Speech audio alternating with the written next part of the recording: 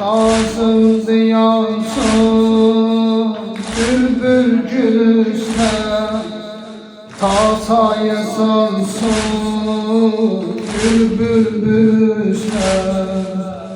Dur sineme gel, yatma külüste, ey nur eyli menzil mübarek.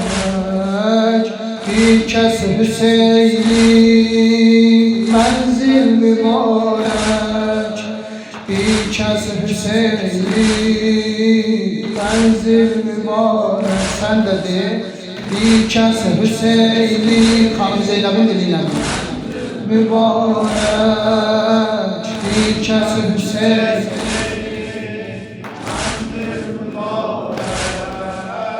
Hicrin nedir bet, ehlin atıpsan tüm eşk-i Zeynep kâne batıpsan.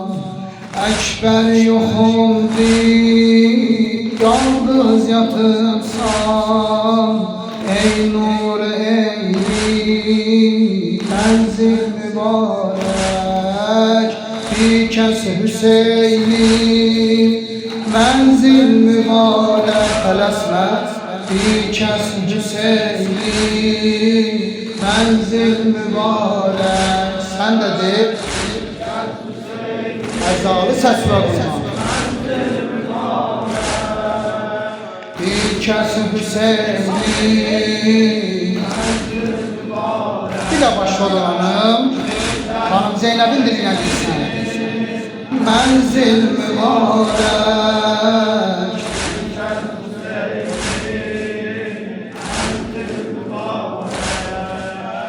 kesmişti bir kenzer damarım, mumşeyliydi zulmüyle kanım. Nahek yetişti öz sarivanım, ey nur eyli menzil mübarek. Bir kez Hüseyin menzil mübarek, kardeş menzil mübarek. Bir de bir kez Kerbela'da diyesin inşallah. Bir kez Hüseyin Palestin.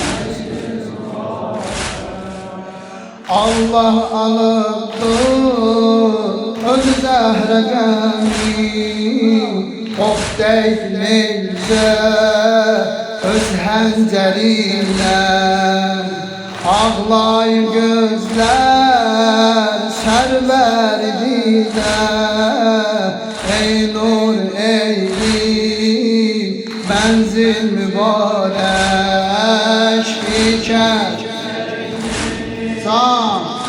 menzil mübarek,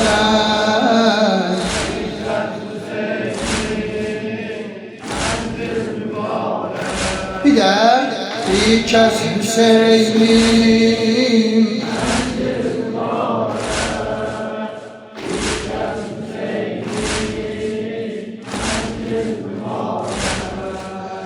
çok eşki çeşmi benzetmeseyle, yandım beni gel yandırma kardeş. Çok eşki çeşmi, sakla beni. Çok eşki çeşmi benzetmeseyle kardeş. Saçlarıma karıyım, kimsem kalmayım, kalmayım.